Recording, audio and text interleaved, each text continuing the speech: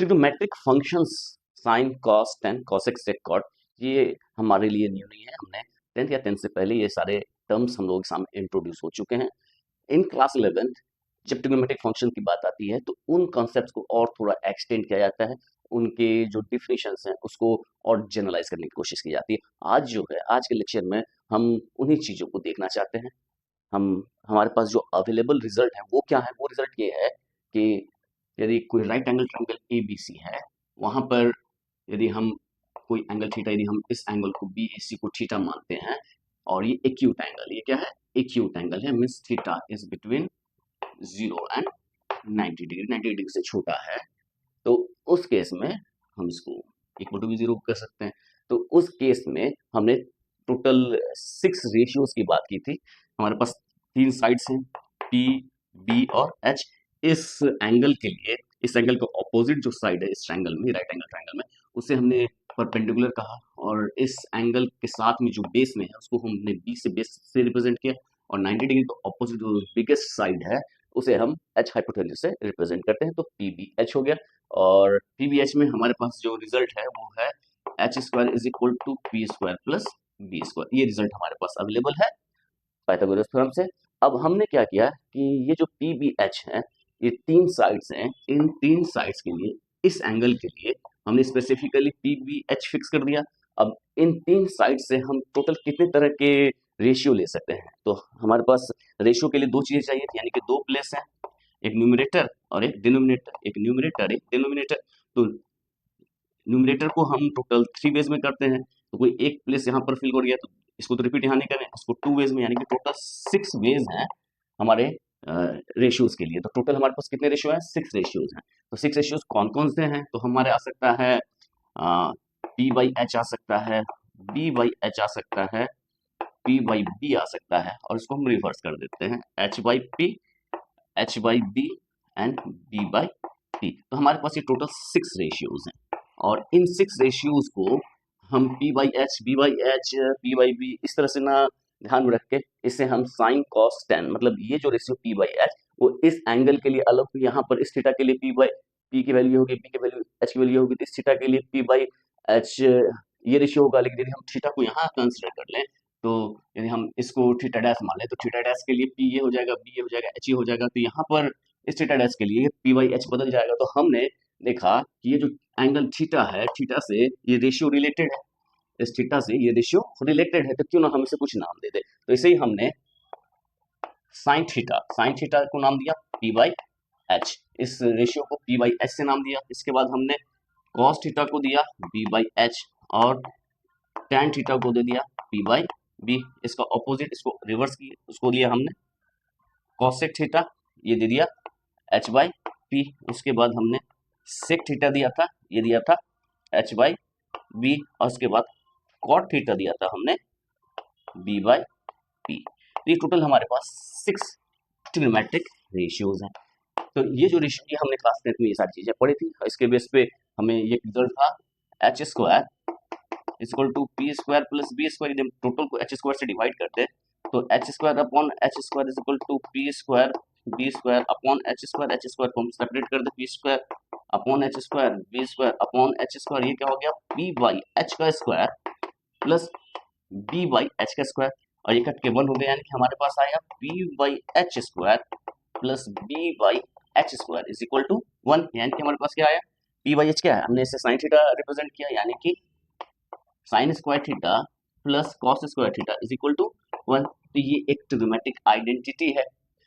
यहाँ थीटा हम एंगल, यहाँ पर ऐसा ही एंगल हमने ये चेंज कर दिया तो भी, या एंगल को हमने स्लैंट कर दिया तो भी, ये हर एक थीटा के लिए ये आइडेंटिटी होल्ड करेगी। एक्यूट एंगल कोई भी हो, थीटा यदि 0 से 90 के बीच में हो, तो ये रिजल्ट होल्ड करना ही करना है। तो ये सारी चीजें हम क्लास 10th तक पढ़ चुके हैं।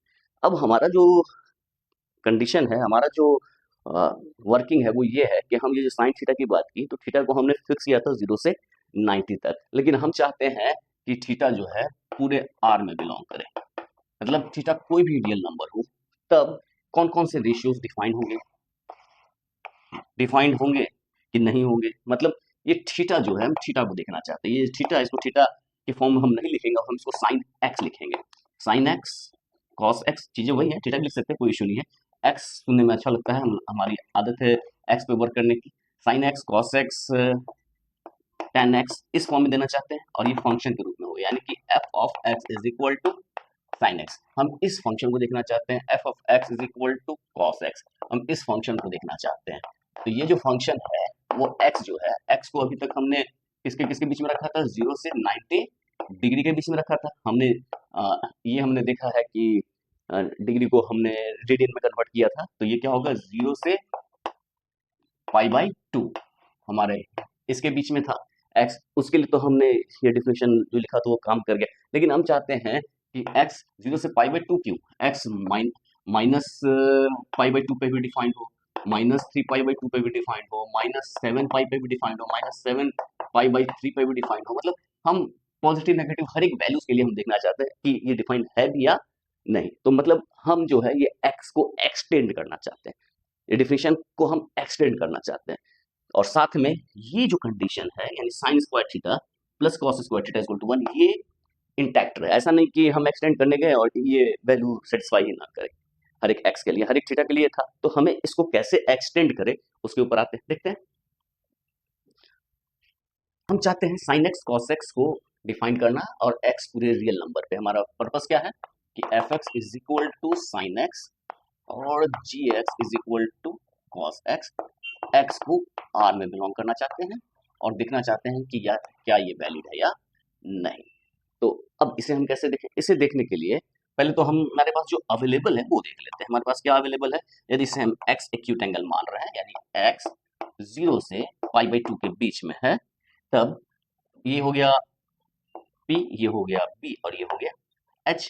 तो साइन x जो है वो P/H है और cos x है B/H।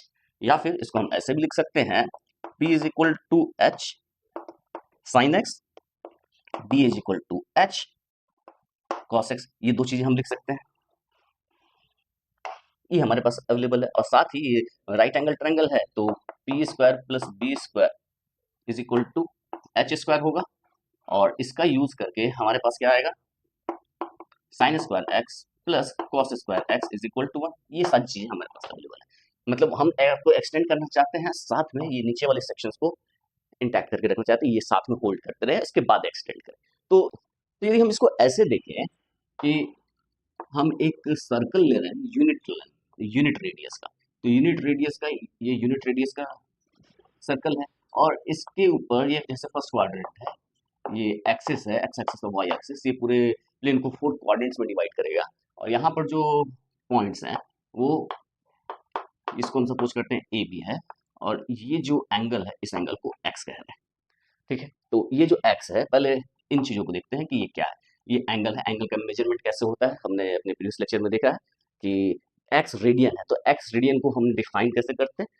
तो एक्स रेडियन हो गया, तो इसका मतलब हो गया कि ये जो है यहाँ से यहाँ तक, ये यहाँ से यहाँ तक का जो ये तो यूनिट लेंथ है, और हमने कहा था 1 रेडियन क्या होता है, 1 रेडियन जो होता है, 1 रेडियन होता है कि 1 लेंथ का सर्कल है, और 1 लेंथ का आर्क लेंथ जितना एंगल बनाएगा सेंटर पे सबटेंड करेगा आर्क 1 यूनिट का, उसको हम 1 रेडियन बोलते हैं। तो ये एक्स रेडियन क्या होगा, तो आर्क लेंथ यदि एक्स होगा तो एक्स यूनिट जितना बनाएगा, तो एक्स रेडियन क्या हो जाएगा कि ये जो आर्क लेंथ है ये एक्स है, ये क्या है एक्स है, और ये एक्स लेंथ का आर्क लेंथ जो है वो सेंटर पे जो एंगल बना रहा है वो क्या हो रहा है, एक्स हो रहा है। तो हमारे पास दो चीजें हैं, ये एंगल तो एक्स है ही, और ये एक्स रेडियन है, और ये जो आर्क लेंथ है वो क्या हो रहा है, एक्स है, ठीक है। ये सारी चीजें हैं। अब हम जो है ये जो पॉइंट है इसको यदि हम कोऑर्डिनेट्स को ए बी मानते हैं, यहाँ से परपेंडिकुलर ड्रॉ करते हैं, तो ये जो लेंथ है ये तो रेडियस है, तो ये 1 हो जाएगा, और यहाँ से यहाँ तक का लेंथ क्या हो जाएगा, ए फर्स्ट क्वाड्रेंट एक्स एक्सिस, और यहाँ से यहाँ तक का लेंथ जो हो जाएगा वो बी सेकेंड क्वाड्रेंट। तो ये हमारे पास इस सर्कल पे ये सारी चीजें हैं, एंगल्स भी मिल गया, हमें 2 पॉइंट्स भी मिल गए। तो यदि ए बी की बात करें, इस राइट एंगल ट्रायंगल को इस राइट एंगल से कोरिलेट करने की कोशिश करें, तो हमारे पास क्या क्या है, हमारे पास है एक राइट एंगल ट्रायंगल है जिसमें ये ए है, ये बी है, और एक 1 है, और ये एंगल है एक्स, और यहाँ पर जो है यहाँ पर क्या है, बी है, ये पी है और ये एच है और ये थीटा है। थीटा को ही एक्स मान लेते हैं। तो यहाँ पर बी की जगह ए है, पी की जगह बी है और एच की जगह 1 है। तो यहाँ पर पी की वैल्यू यानी पी की जगह यदि हम बी रखें तो बी की वैल्यू क्या हो जाएगी, एच साइन एक्स, यानी एच की जगह 1 रखते हैं यानी कि साइन एक्स, और ए की जगह क्या हो जाएगा, ए की जगह एच कॉस एक्स, एच की वैल्यू 1 है यानी कि 1 कॉस एक्स यानी कि कॉस एक्स। तो इस राइट एंगल ट्राइंगल को यदि हम ए बी की जगह कॉस एक्स और साइन एक्स लिखें तो हमें कोई हर्ज नहीं होनी चाहिए। तो यदि हम इस पॉइंट को ए बी को यानी सर्कल के ऊपर के पॉइंट्स को, जो हमारा कोऑर्डिनेट्स है एक्स और वाई, एक्स एक्सिस और वाई एक्सिस, जिसको हम ए बी से रिप्रेजेंट करते हैं, उसको ए बी से न लिख के ये जो एंगल है, ये जो आर्क लेंथ है, जो एंगल सेंटर पे बना रहा है, उसको यदि हम एक्स माने हैं, क्योंकि ये लेंथ भी एक्स है और एक्स एक्स बनाएगा, तो ये जो एक्स है इसके रिस्पेक्ट में ए बी को हम लिख सकते हैं cos x and sine x. तो ए बी ना लिख के इसको हम cos x and sine x लिखें तो क्या दिक्कत है, इसको हम लिख सकते हैं cos x and sin x। तो फर्स्ट कोऑर्डिनेट जो है, एक्स कोऑर्डिनेट को हम cos x मान लें इस पॉइंट का और सेकंड कोऑर्डिनेट को sin x माने तो भी हमें कोई इशू नहीं है। तो ये जो पॉइंट है इसको हम sin x और cos x मानते हैं। तो हमारे पास cos square x plus sin square x is equal to 1, ये जो कंडीशन है यहाँ पर sin square x plus cos square x is equal to 1, ये इंटैक्ट है। एंगल x यदि 0 से लेके पाई बाई 2 के बीच में है तो इंटैक्ट है ही। और इसको x को यदि हम यहाँ एक्सटेंड कर दें, यानी x यहाँ से लेके यहाँ तक आ जाए, यानी कोई पॉइंट यहाँ पर आ जाए, सेकंड क्वाड्रेंट का ऊपर कोई पॉइंट हो जाए, तो यहाँ पर भी फर्स्ट क्वाड्रेंट cos x हो जाएगा, ये sin x हो जाएगा। First quadrant cos x sin x, यहाँ पर भी फर्स्ट क्वाड्रेंट cos x और sin x, यहाँ पर भी first quadrant cos x and sin x, यही रहेगा। और ऐसा रहने पे हमें कोई हर्ज नहीं है, sine square X cos square X is equal to 1 चारों कोऑर्डिनेट में ये फोल्ड करेगा। बस एक खास बात है कि यहाँ पर साइन एक्स और कॉस एक्स की बात करें तो फर्स्ट क्वाड्रेंट में यही ए और बी है, यही ए और बी है। तो फर्स्ट क्वाड्रेंट में ए भी पॉजिटिव है, बी भी पॉजिटिव है, यानी कि दोनों पॉजिटिव है।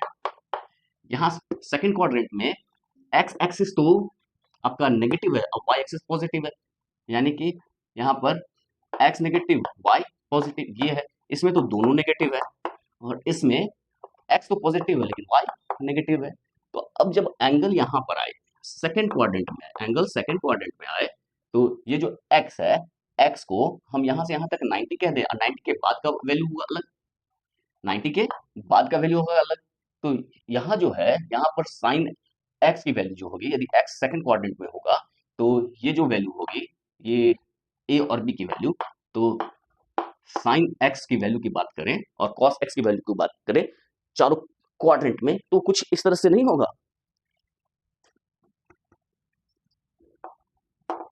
साइन एक्स कॉस एक्स की बात करें, इसकी वैल्यूज की बात करें, हम क्वाड्रेंट की बात करते हैं, first quadrant, second quadrant, third quadrant और फोर्थ क्वाड्रेंट। तो फर्स्ट क्वाड्रेंट में दोनों पॉजिटिव है, ए भी पॉजिटिव है, बी भी पॉजिटिव है, ये भी पॉजिटिव है, कॉस भी पॉजिटिव है, और साइन एक्स कोऑर्डिनेट कॉस से इस बात का ध्यान रखना है कि एक्स कोऑर्डिनेट कॉस है, तो ये भी पॉजिटिव और ये भी पॉजिटिव। सेकंड क्वाड्रेंट में एक्स नेगेटिव है, मतलब कॉस एक्स जो है वो नेगेटिव है और दूसरा पॉजिटिव है, इसमें दोनों नेगेटिव है और इसमें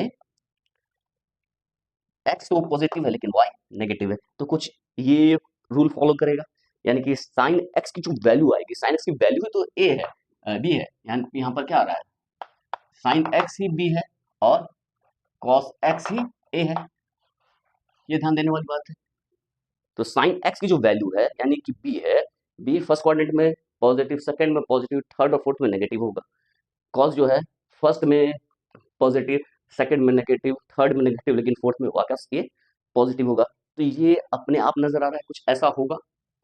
चलिए, ये सारी चीज होने के बाद अब जो है हम आते हैं इसी के बेस पे एक रूल बनाते हैं। वो रूल क्या कहता है, वो रूल कहता है कि साइन, अब जो एक्स है, एक्स जो है यदि इस क्वाड्रेंट में है, फर्स्ट क्वाड्रेंट में है, तो क्या होगा, फर्स्ट क्वाड्रेंट में है तो साइन एक्स तो साइन एक्स रहेगा, कॉस एक्स भी कॉस एक्स रहेगा, कॉस एक्स भी कॉस एक्स रहेगा। और ये किस क्वाड्रेंट में है, फर्स्ट क्वाड्रेंट में है। जब ये फर्स्ट क्वाड्रेंट में है तो ये रूल बनेगा। अब यदि सेकंड क्वाड्रेंट में है तो हम इसको लिख सकते हैं साइन पाई/2 प्लस एक्स या कॉस पाई/2 प्लस एक्स। तो ये सेकंड क्वाड्रेंट में गया। और साइन पाई/2 की बात आती है तो ये क्या किस में कन्वर्ट होता है, कॉस में कन्वर्ट हो जाता है, कॉस एक्स हो जाता है, और ये साइन एक्स हो जाता है। तो पाई/2 की बात कर रहे हैं, ये पाई/2 प्लस एक्स की बात करते हैं, तो सेकंड क्वाड्रेंट में, और एक्स जो है वो 0 से पाई/2 के बीच का क्वांटिटी एक्यूट एंगल है, तो ये वैल्यू जो है वो वैल्यू क्या हो जाएगी, साइन पाई/2 प्लस एक्स, और ये क्या हो जाएगा, कॉस एक्स हो जाएगा। लेकिन साइन जो है सेकंड क्वाड्रेंट में उसकी वैल्यू क्या होती है, पॉजिटिव। हमने देखा सेकंड क्वाड्रेंट पॉजिटिव, ये प्लस कॉस एक्स होगा, लेकिन कॉस पाई/2 प्लस एक्स की बात करते हैं तो सेकंड क्वाड्रेंट में उसकी वैल्यू क्या हो जाएगी, नेगेटिव, तो ये नेगेटिव हो जाएगी। तो इसी चीज का हमें ध्यान रखना है। तो ये जो है यदि आपको ध्यान में है तो इससे रिलेटेड, यानी कि साइन पाई/2 प्लस एक्स, कॉस पाई/2 प्लस एक्स, ये सारे रेशियोज जो है बहुत आसानी से निकाल सकते हैं। तो ये हो गया, हमने एक्सटेंड कर दिया। एक्स जो था वो 0 से पहले पाई/2 के था, अब जो है 0 से लेके पाई में भी है, 3 पाई/2 में भी है, 2 पाई में भी, पूरा पूरे सर्कल पे डिफाइन हो गया। यदि हम उल्टा करें तो माइनस एक्स पे भी डिफाइन होता चला जाएगा इसी तरह से। उसकी वैल्यूज क्या होगी उसके ऊपर हम आएंगे, लेकिन माइनस एक्स के लिए भी यदि हम ओरिएंटेशन इधर से है एंटी क्लॉकवाइज है तो पॉजिटिव एंगल हो गया। यदि हम इसी को हम ऑपोजिट लेके चले तो ये माइनस एक्स हो जाएगा, एंड सो ऑन, ऐसे हम डिफाइन कर सकते हैं। तो ये पॉजिटिव के लिए भी डिफाइन हो गया। अब कितने एक्स की वैल्यू, तो ये 2 पाई में एक राउंड हुआ, फिर दूसरा 2 पाई, फिर तीसरा 2 पाई, फिर चौथा 2 पाई, यानी कि 2 पाई के इंटरवल में ये चीजें फिर रिपीट होनी शुरू होंगी। यानी कि साइन 2 पाई प्लस एक्स वापस साइन एक्स आ जाएगा, और कॉस के साथ भी सेम चीज है, क्योंकि ये पॉइंट्स फिर रिपीट होने लगे 2 पाई के बाद, फिर एक्स जो है 2 पाई प्लस एक्स, ये वैल्यू वापस फिर वही वैल्यू आ जाएगी। तो यहाँ पर हमारे पास कॉस 2 पाई प्लस एक्स, ये भी कॉस एक्स आएगा, या tan 2 पाई प्लस एक्स, या कुछ भी लिखें, 2 पाई के इंटरवल पे चीजें क्या हो जाएंगी, सेम होती चली जाएंगी। हम साइन कॉस के ऊपर भी फोकस करते हैं, tan के ऊपर बाद में आएंगे। ये बहुत ही इंपॉर्टेंट सेक्शन है। हमने क्या किया कि साइन एक्स और कॉस एक्स को एक्सटेंड कर दिया। अब कुछ पॉइंट्स के ऊपर आते हैं, स्पेसिफिक पॉइंट्स के ऊपर आते हैं। हम कुछ स्पेसिफिक पॉइंट्स के ऊपर आते हैं, जैसे ये पॉइंट हो गया, ये पॉइंट को हम कैसे रिप्रेजेंट करते हैं, ये 1 0 हो गया, ये पॉइंट हो गया, ये क्या हो गया, ये 0 1 हो गया, ये पॉइंट क्या हो गया, ये पॉइंट हो गया -1 0, ये पॉइंट क्या हो गया 0 -1।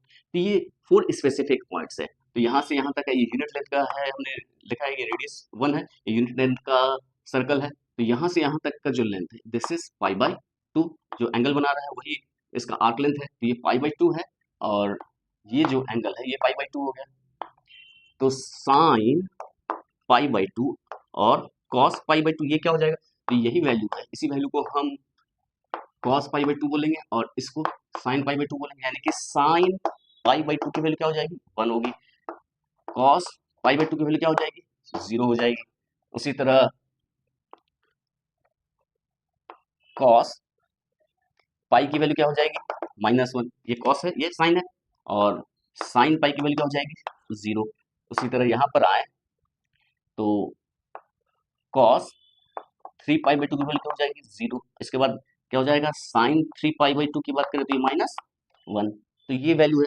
तो और यहाँ पर 0 को हम क्यों छोड़ दें, ये हो गया साइन 0 0 और कॉस 0 1। तो ये 4 स्पेसिफिक पॉइंट्स हैं जो हमारे ध्यान में रखते हैं कि साइन 0 0 होता है, कॉस 0 1 होता है, और कॉस पाई/2 0 होता है, साइन पाई/2 1 होता है। तो एक वैल्यू कैसे आएगी, यदि हम साइन की बात करें, ये 0 पाई/2 पाई 3 पाई/2, उसके बाद तो फिर रिपीट होने लगेगा, 2 पाई के बाद से सेम चीज आ जाएंगी 0 के हिसाब से। यहाँ हम साइन की बात करें और यहाँ हम कॉस की बात करें, तो साइन 0 0 वाई कोऑर्डिनेट 0, इसका वाई कोऑर्डिनेट 1, इसका वाई कोऑर्डिनेट 0, और इसका वाई कोऑर्डिनेट -1, और एक्स कोऑर्डिनेट क्या है 1 0 -1 0। तो ये वैल्यूज होल्ड करती हैं। क्यों होल्ड करती हैं, यहाँ पर आपको साफ साफ ध्यान समझ में आ रहा है कि इस साइन 0 की वैल्यू 0 की हो रही है, साइन पाई/2 वैल्यू 1 की हो रही है। तो हमने इस डेफिनेशन को इस तरह से एक्सटेंड किया कि ये सारी चीजें होल्ड कर रही हैं। अब जो है हमने एक्सटेंड तो कर दिया, और हम कुछ स्पेसिफिक रूल्स के ऊपर आते हैं अपने नेक्स्ट लेक्चर में।